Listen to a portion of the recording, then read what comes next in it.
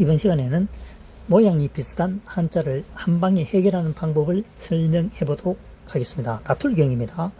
다툴경입니다.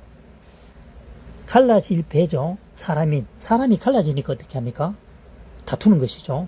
다투게 되면 갈라지겠죠. 그래서 다툴경, 제대로 다툰다는 거죠. 다툴경입니다. 떨릴 경, 이길 격이죠. 이길 격은 오래 걷는 사람이죠. 오래 걷는 사람이 이긴다. 오래 버티는 사람이 이긴다. 인내하는 사람이 이긴다. 이런 뜻이 있습니다. 서로 이기려고 하니까 출발선에 서면 마음이 떨립니다. 떨릴 경자가 되겠습니다. 이길 격이긴다. 이길 격이죠. 성칼도방입니다. 성칼도.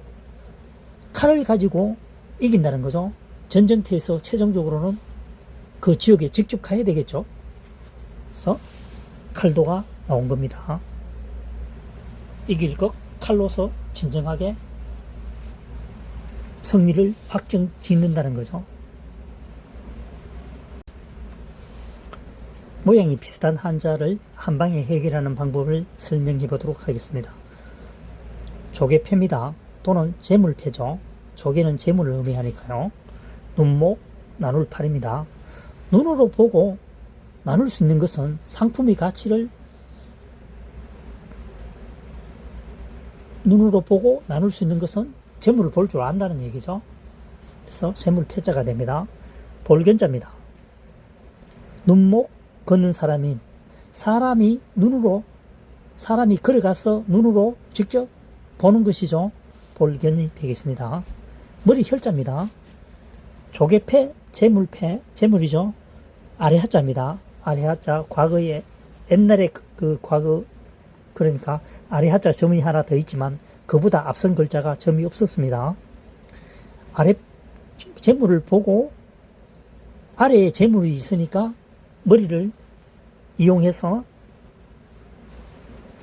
생각을 해보든가 아니면 머리를 앞으로 숙여서 봐야 되겠죠. 머리 혈이 되겠습니다. 재물이 아래에 있으니까 머리를 이용해서 생각을 하거나 아니면 보아야 되겠죠. 어쨌든 머리를 움직여야 된다는 얘기입니다. 머리 혈자가 되겠습니다. 재물이 아랫부분에 있으니까요. 이번 시간에 모양이 비슷한 한자를 한 방에 해결하는 방법을 설명해 보도록 하겠습니다. 베풀설자입니다. 말씀은이죠. 칠수자입니다.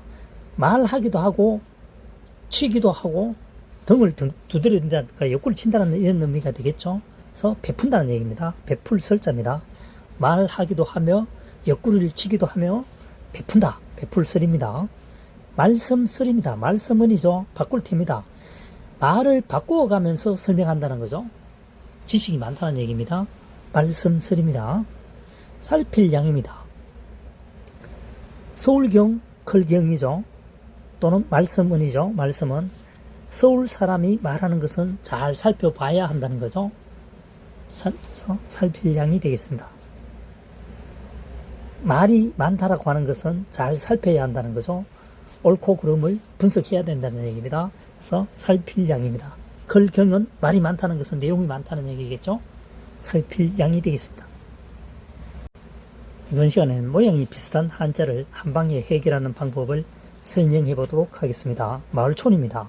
나무목 가골촌이죠. 나무가 가깝게 계속 연결되어 있다.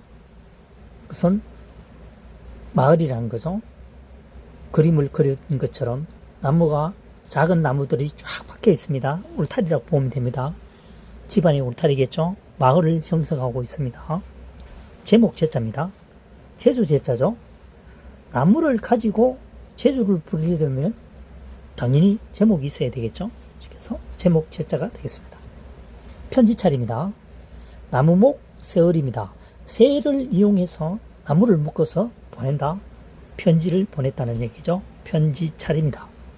매를 이용해서 새의 발에 나무를 묶어, 그때는 종이가 없던 시절이죠. 그래서 편지차립이 되겠습니다. 제목제 마을촌. 이번 시간에 건널도입니다. 건널도. 물수변이죠. 물수는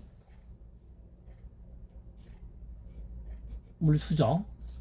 이 글자가 두 개로 합쳐져 다른 데에서 도움을 줄 때는 이렇게 사용하지는 않고 물수변으로 사용한다는 거죠. 물수를 쓰게 되면은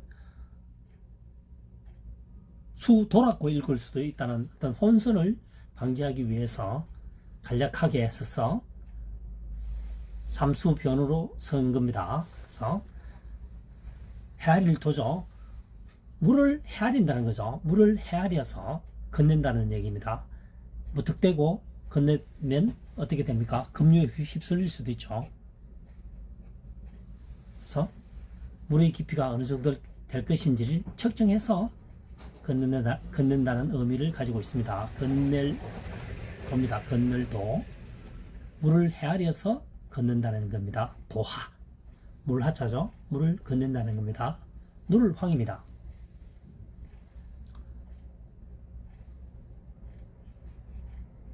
서물립입니다. 서물립. 서물립. 그 다음 하나일이죠. 21년 동안 자유롭게 사방팔방 방치하면 들판이 누렇게 변한다는 거죠. 잡초가 왕성합니다. 잡초들은 겨울이 되게 되면 누른빛을 나타내죠. 그래서 21년 동안 자유롭게 방치해 두면 겨울에는 사방팔방 누렇게 색을 띈다. 그래서 누를 황자가 되겠습니다. 황사현상이죠. 모래사자입니다. 돌이 작게 부서지면 모래가 되죠. 돌석, 적을소, 돌이 잔잔하게 부서지면 모래가 됩니다. 이건 모래사자입니다.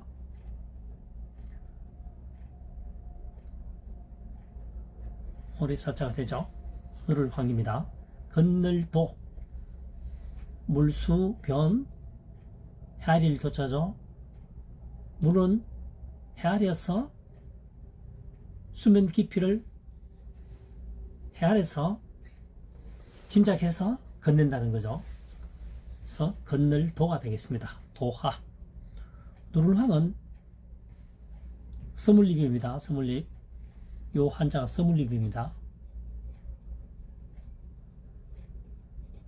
그래서 21년 동안 21일 동안 자유롭게 방치하면 사방팔방 들판이 온갖 잡초로 뒤덮인다. 겨울이면 누런 색깔을 띈다. 말라서 그렇죠. 누를황이 되겠습니다.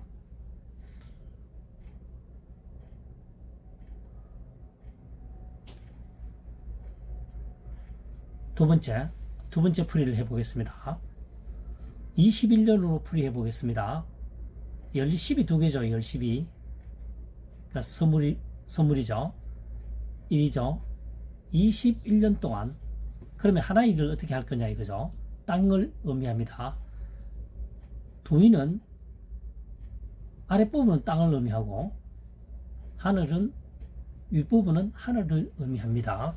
한일자가 아랫부분에 쓰이면 땅, 위쪽에 쓰이면 하늘로 분석되기도 합니다. 여기서는 땅이겠죠. 21년 동안 땅 아래에 땅을 자유롭게 내버려 두면, 방치하면 사방팔방 누른색을 띠게 된다.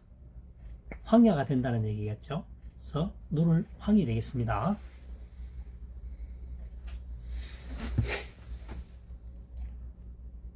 이번 시간에는 산월 폭발할 폭 한자에 대해서 가장 쉽게 접근할 수 있는 방법을 설명해 보도록 하겠습니다. 산월 폭이죠. 해일입니다. 또는 날일이죠. 함께 공입니다. 물수죠. 해와 물이 함께 하니까 사나운 광경이 펼쳐진다는 얘기입니다. 해와 물은 상극이죠. 해가 많이 뜨게 되면 물이 증발하게 되는 거죠. 그래서 해와 물이 함께 하면 굉장히 사나운 것처럼 보인다. 사나울 폭. 예를 들어서 폭포수가 물이 떨어질 때 보면 햇빛이 있는 날과 없는 날 차이가 많이 나죠. 햇빛이 있는 날은 굉장히 사납게 보입니다. 물 떨어지는 폭포수가요. 그래서 폭력. 그 다음 폭발할 폭입니다. 불화 산화울폭. 불을 붙여서 사납게 접근하면 폭발한다는 얘기입니다. 그래서 불을 붙이면 폭약이 폭발한다는 얘기죠. 과거에 보면 총 같은 경우 보면 임진왜란 당시에요. 일본에서 조총을 썼죠. 조총. 화약을 붙여서 사용을 했습니다. 그래서 불을 사납게 붙이면 폭발한다는 거죠. 폭발할 폭발입니다. 폭발, 폭력, 산화울폭. 물과 해가 함께하면 산화워진다. 그래서 폭포수에 보면 해가 쨍쨍할 때는 굉장히 물이 사납게 보이죠. 폭포수가 떨어질 때. 산화울폭, 폭력, 폭발할 폭, 불화. 불을 가까이 하게 되면 사납게 폭발한다는 거죠.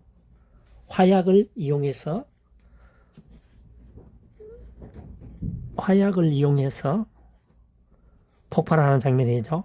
폭발.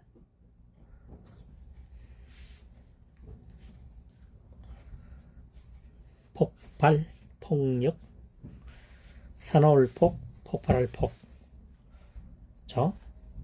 한자를 단순하게 암기하는 것보다는 산화울폭, 음과 훈에 맞게끔 한자를 파사라고 하는 것은 한자어를 깨트리는 거죠. 분리한다는 얘기입니다. 분해한다는 얘기죠.